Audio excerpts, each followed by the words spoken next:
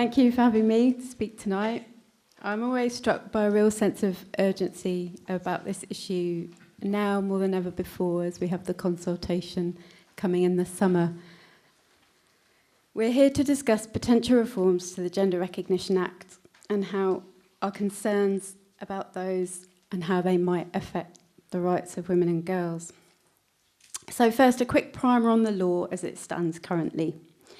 In order to be legally recognised as one's preferred gender by virtue of a gender recognition certificate, an individual needs a diagnosis of the medical condition gender dysphoria, 2 signed reports that confirm this diagnosis, and to have lived and presented as their preferred gender for a minimum of 2 years. Under proposed reforms, none of this will be necessary, and the process will change to one of simple self-identity.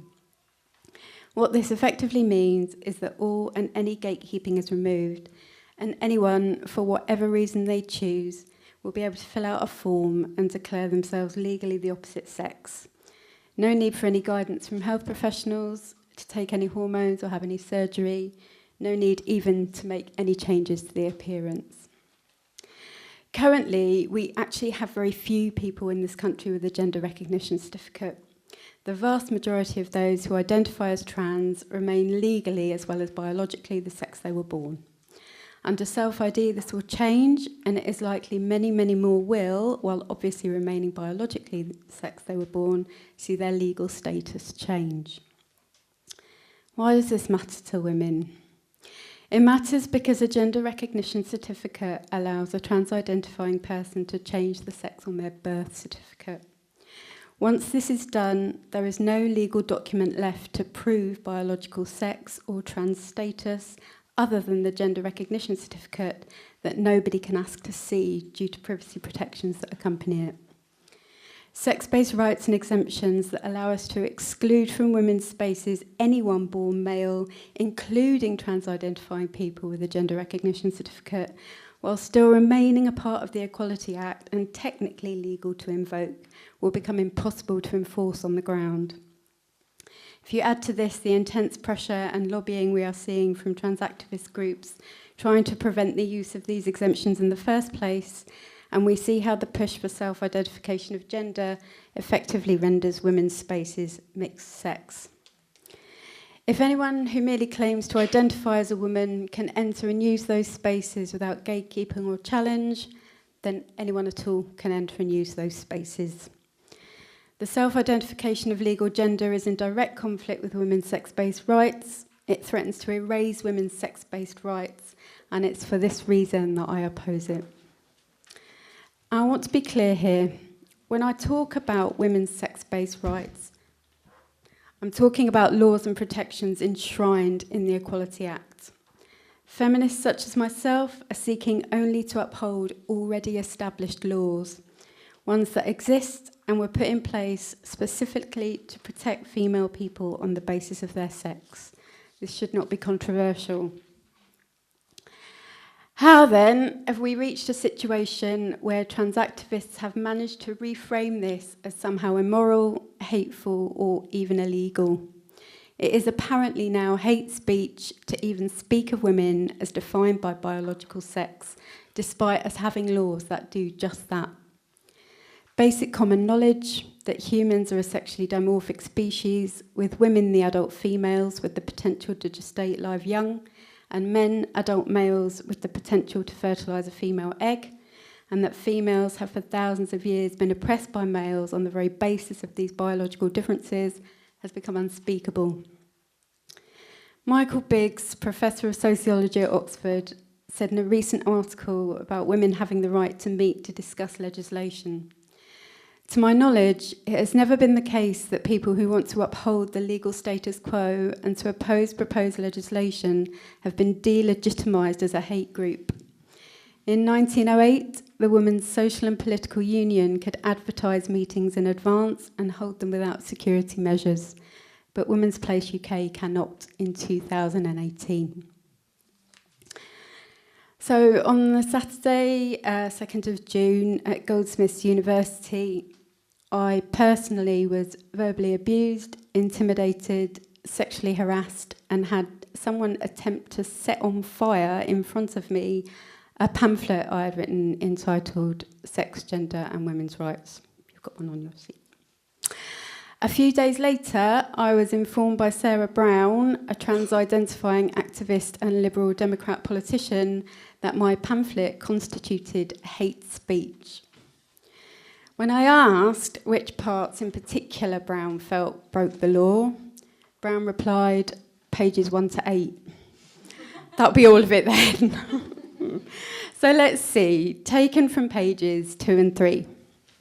Sex refers to innate biological and physiological characteristics. In other words, whether you are male or female. A baby's sex is determined at conception and can be detected in utero by the time as a fetus is of about 12 weeks gestational age. Gender refers to the socially constructed roles and behaviours associated with and imposed on the different sexes. An individual's gender identity does not change their biological sex. I know, it's fucking outrageous. The bile, can you believe it? So, somebody actually tried to set fire to that in front of me. To be fair, it was a bit of a comedy moment because their lighter wouldn't work properly. So they sort of tried, and then their lighter went out, and then they tried again, and they must have tried about 10 times. It got a bit awkward. The lighter doesn't work. Anyway, know when to walk away, that's what I say. I would like to remind everybody here today that hate speech is in fact illegal. My pamphlet, all 1 to 8 pages of it, is available here this evening for anyone who would like to read or distribute it. I've got a big box down there. Please do so, it's free, and if you believe I've broken the law, call the fucking police.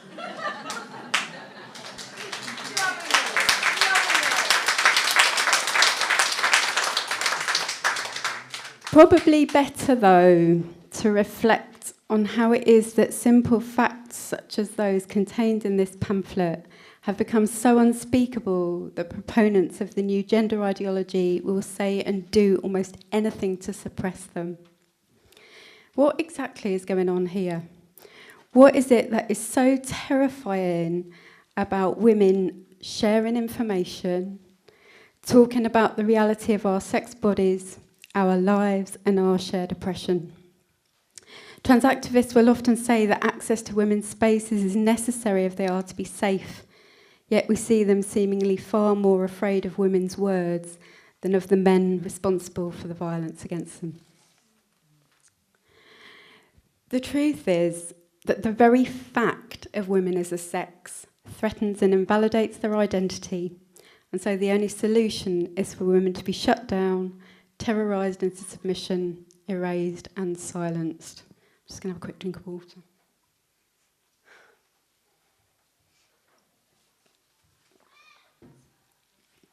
In a recent article about the right of biologically male prisoners to self-identify as women and be transferred to the female estate, prison reformer Frances Crook said that she was worried that some men with a history of extreme violence against women have found a new way of exercising aggression towards them.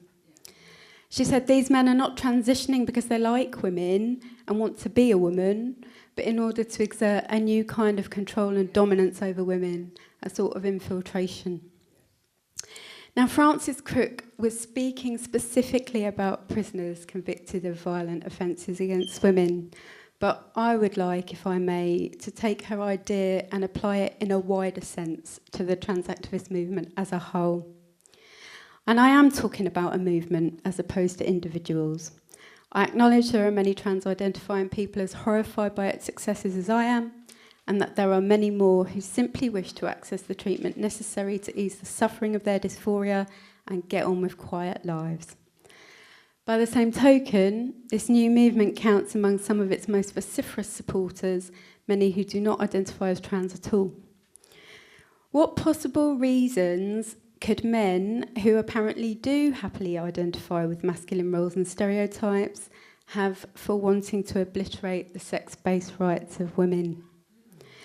Why might they wish to assist in exerting a new kind of control and dominance over us? What resentments might they be nursing as a result of gains made by feminism that would cause them to join so enthusiastically with a movement that has found an apparently socially progressive and acceptable way of exercising aggression towards women? The young man at Goldsmiths who spat "fucking ugly cunt," who squared his shoulders threateningly and said, "Are you pointing at me, bitch?" Well, I was, yeah. And who put me in fear of physical assault many times over, could not have presented more masculine. He wore black jeans, black t-shirt, short hair, bare face, muscly. No attempt had been made to appear as anything other than what he was, an angry young man. And yet there he was, bullying women because they dared to say biological sex exists separately to gender identity, and that in a sexist society, sex matters. There he was, proving our point, oblivious to all and any sense of irony. What we are witnessing is a backlash. What about the women, though? That's what I'm always asked. Why might women support a movement that seeks to persuade them their own sex-based rights, rights that were designed to protect them from male violence and increase their participation in public life, are now, wait for it, oppressive?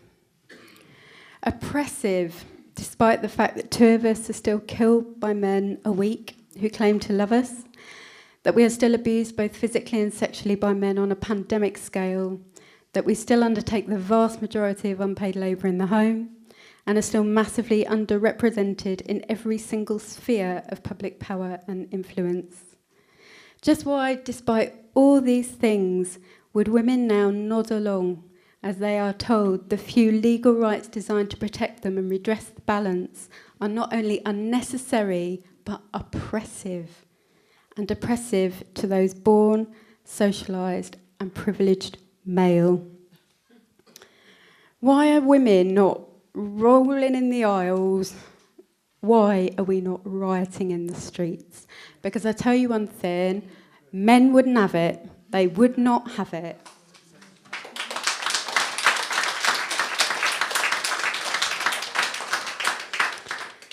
The answer comes back always, I think, to female socialisation. The women truly convinced by this are, I believe, few. The many are unsure and they are sat frightened on the fence. They know it isn't really true, that men are not really women just because they say they are, because that is impossible. But they are stuck in an abusive relationship with a male-dominated society to the extent that they believe the promises that all will be well if they just keep quiet and toe the line. Women are not engaging with the reality that their sex-based rights are under serious threat, that a supposedly progressive movement might not have their best interests at heart, because they do not want to believe it. These are the women we must persuade. These are the women to whom we must show the hard evidence of councils already replacing the word sex with gender in their equality statements. These are the women to whom we must show that identifying as male, as agender, as non-binary will not free them from sex-based oppression. Finally, all human beings, however they identify themselves, however they dress, whatever they choose to believe in, have a right to live in peace and dignity and safety. There never has, never will be any question mark over that. There is space in this world for everybody. Yet women's peace, dignity and safety is being threatened on a daily basis by an irrational, faith-based activism that seeks to destroy our rights, dominate and corrupt our feminist movement, pathologise women's same-sex attraction, and erase all language pertaining to our sex-based reality. It doesn't have to be this way. You don't have to lie down and take it. Come and join the resistance.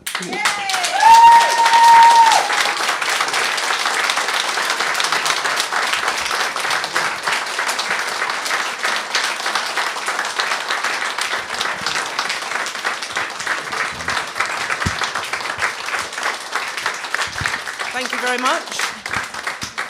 Well, that's our fantastic panel, and it's over to you. But just a couple of pieces of news you might like to know. It seems that Twitter is hiding the hashtag WPUK. So we're suggesting a new version. Anybody who is into Twittering, WPUK Hastings, and see if we can get through on that. I'm not really surprised, but it is an outrage, for heaven's sake. But the other thing that's just come quickly through on my phone is that Trump has caved into the opposition of ripping children away from their parents on the border.